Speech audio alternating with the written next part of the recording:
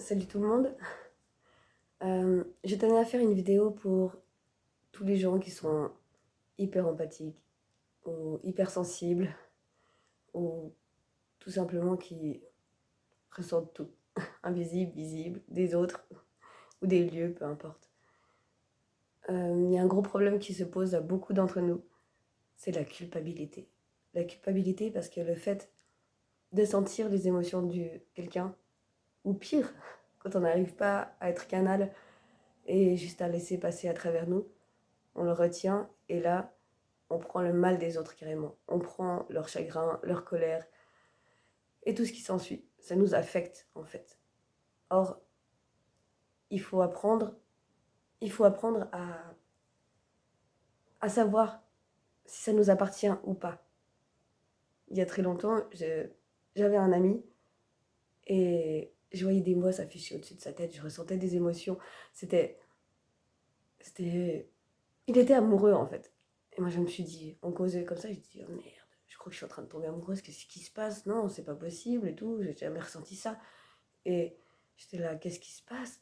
Et il est passé la porte, il est parti. Et là, plus rien, plus rien. Et j'étais là, ok, ok, c'était pas à moi, c'était pas à moi. Ou quelqu'un qui a eu un décès dans la rue, je connaissais pas, juste je suis passée à côté comme ça. Et là, j'ai couru, j'ai couru vomir en fait, tellement que ça m'a pris. Et ça, c'est un gros travail à faire de, de délimiter ce qui nous appartient et ce qui nous appartient pas. Et avant, je parlais de culpabilité tout simplement parce que quand quelqu'un en face de nous est énervé ou est triste ou nerveux, je pense que c'est vrai pour beaucoup d'entre nous, c'est c'est de ma faute. C'est de ma faute. C'est à cause de moi, ou c'est contre moi, ou qu'est-ce que j'ai fait pour mériter ça, ou peu importe. Tout, on le prend tout pour nous. Or, c'est pas vrai. C'est pas parce qu'on le ressent que c'est tourné vers nous. Ça, c'est un truc vraiment important à, que ça doit rester gravé dans votre tête.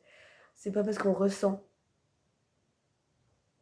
la même chose que c'est dirigé vers nous. On est juste un canal. Et c'est comme l'entendement aussi. Quand quelqu'un, des fois, il vous en veut, ou par exemple, les émotions qu'on ressent des autres, ou des fois, c'est les nôtres aussi. La colère. La colère, tout simplement, il y a souvent 3 méthodes de les exprimer. Enfin, exprimer, justement pas, parce qu'on la garde à l'intérieur. Il y a ceux qui, parce qu'ils souffrent, ils vont le faire savoir et ils vont faire souffrir les autres. Ils vont être détestables, ou bien ils vont faire payer aux autres. Il y a ceux qui vont fuir. Les bonnes personnes, les mauvaises personnes, peu importe, ils vont tourner le dos, même à ceux qui les aident, à ceux qu'ils aiment le plus, ceux qui les aiment, ouais. Ils vont tourner le dos et ils vont fuir. Et il y a la troisième catégorie, dont je faisais partie, ou j'en fais toujours, je crois, plutôt. C'est de se faire souffrir. Se faire souffrir parce qu'on estime que, de un, bah c'est normal, ça nous appartient, c'est à nous de souffrir en silence. De deux, on souffre en plus de ça pour les autres.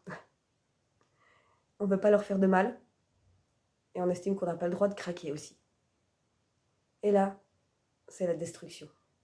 On se fait souffrir, on se détruit, parce que chacun trouve sa méthode de survie en fait.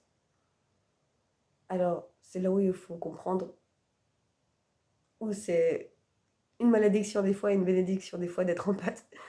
C'est, c'est de comprendre pourquoi l'autre va réagir de cette manière.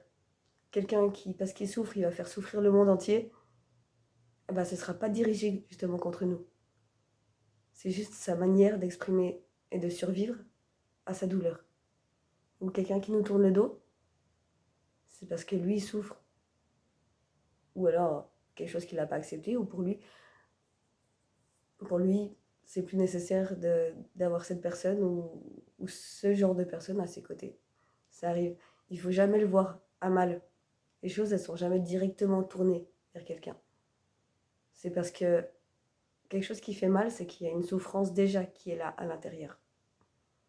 Et la bonne solution, c'est juste de l'exprimer.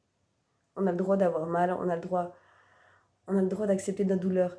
Il ne faut pas la garder parce que quelque chose qu'on garde dedans, c'est quelque chose qui va moisir à l'intérieur et qui va affecter tout le reste aussi.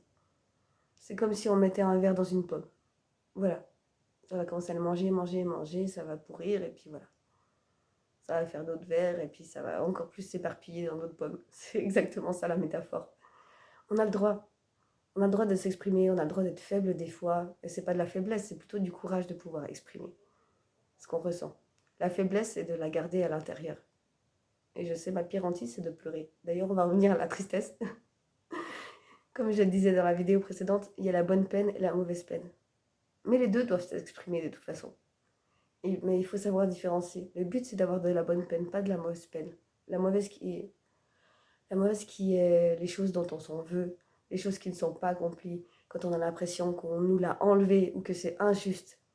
Et on a la bonne peine, que ça fait mal, parce que on l'a plus ou on nous a dit quelque chose, peu importe, mais parce que c'est quelque chose qui était incroyable, bien, qui était que de l'amour, du bonheur, ou peu importe ce que c'est, la situation, mais qui n'est plus là. Mais qu'on dit merci pour l'avoir eu. Et voilà, la bonne tristesse, en fait, c'est de la tristesse qui est acceptée, qui n'a pas de choses derrière, qui cache une autre émotion, comme de la haine, de l'injustice, de l'incompréhension, peu importe. C'est ça aussi qui est important à faire la différence, tout simplement. Donc, il y avait juste 2-3 petits exercices pour ceux qui ont des montées d'émotions, des choses qui les submergent souvent, que ce soit à eux, que ça leur appartienne, ou que ça appartienne aux autres, peu importe.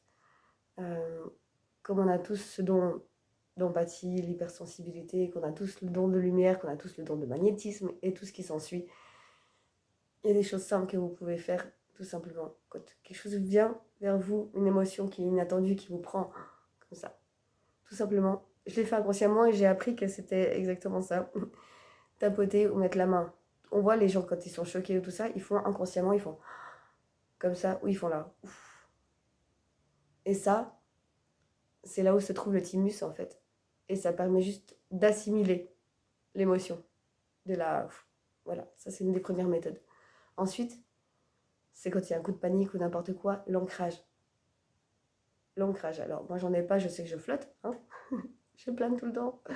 Non, mais le truc c'est que il faut s'ancrer. Il faut s'ancrer sur la terre, ça permet de reposer l'esprit, de relativiser et de dire ok, il se passe ça. C'est à moi, c'est pas à moi, c'est contre moi, c'est pas contre moi. Est-ce que je suis triste, est-ce que je suis en colère, qu'est-ce que je peux faire ça pour l'exprimer et tout ça. Et c'est très simple. Juste d'imaginer, vous mettez à pieds nus et vous posez hop, vos pieds sur le sol, vous mettez debout ou même assis si vous voulez, et vous imaginez des racines. Chaque orteil devient une racine et qui s'enfonce dans la terre et qui s'enfonce dans la terre. Vous devez sentir aussi le poids, comme si vous étiez bloqué au sol. Et ça aide énormément. Tout, comme je disais aussi, le pouvoir de l'intention est énorme. Donc, ça, c'est une deuxième solution. Et on a la troisième solution, tout simplement, c'est comme du mudra, on dit, c'est des formes qu'on fait avec les mains. Soit un triangle, hop, voilà, vers le haut ou vers le bas. Si on veut s'ancrer, si on doit digérer quelque chose et tout ça, hop, voilà. On met ici, ou plus bas, on fait le lien. On fait le lien tout simplement. Entre le cœur et le plexus, ou entre le sacré et le plexus, ou bien le racine, peu importe votre problème. Même le soir, avant de dormir, faites ça. Vous faites ça comme ça. Ou bien là, si vous avez besoin de nouveau d'inspiration, d'idées d'une solution, peu importe, vous pouvez le faire comme ça. Ou en losange, si vous voulez faire les deux. Pas très bon en losange. On dirait un pic. Mais comme ça. Comme ça, vous faites. Et ça vous fait la ligne en haut, en bas. Et pour ceux qui ont un petit don qui commence à se développer de guérison comme ça, faites juste ça. Faites juste une des formes sur votre ventre et vous allez sentir tout va bouger à l'intérieur. Tout. Parce que pour les empathes et pour les hypersensibles comme nous on est, c'est souvent que ça passe par le ventre. On a mal au ventre, on a la boule au ventre, d'où on dit ça. Genre, on digère plus rien, c'est des crampes, c'est... Voilà. Il y a tout qui passe par là souvent. Alors le soir, même si vous endormez dessus, c'est pas grave, faites ça et posez vos mains sur le ventre, vous allez voir. Vous allez voir à quel point c'est... À quel point le pouvoir qu'on a chacun est incroyable. Et à quel point on peut, en fait, maîtriser nos émotions et à quel point on s'inflige de la souffrance en plus alors qu'il n'y a pas lieu d'être. Et protégez-vous tout simplement. Si vous sentez une mauvaise personne qui arrive aussi, je viens d'y penser maintenant, encore un autre point, il suffit de faire ça juste. Coupez les mains. Vous coupez avec les mains comme ça. Tout ce qui vous arrive, vous coupez les liens, les énergies et tout avec les mains comme ça. Et juste ça, ça permet. Vous voyez souvent les guérisseurs qui prennent comme ça et qui secouent la main après. Ils secouent la main. Et ben c'est typiquement ça. C'est vider les énergies, c'est couper les énergies, c'est pareil. Tout ce qui vous vient qui est nocif pour vous. C'est des choses très simples et si on les met en pratique, ça nous donne un peu plus d'oxygène pour faire d'autres choses, de penser à autre chose et de moins souffrir surtout. Donc voilà, j'espère que ça a apporté quelques réponses pour ceux qui avaient des questions à ce sujet et que ça apportera un petit peu de soulagement pour ceux qui feront les exercices. Voilà. Sur ce, ça fait déjà 11 minutes 30 que je parle, c'est beaucoup trop. Sinon, on va pas regarder la vidéo. Sinon, partagez s'il vous plaît, si ça vous parle. Mettez un like, abonnez-vous aussi, ça me fera du soutien. Et si vous trouvez que c'est important que les gens découvrent mes messages, partagez vraiment. Vraiment, parlez-en.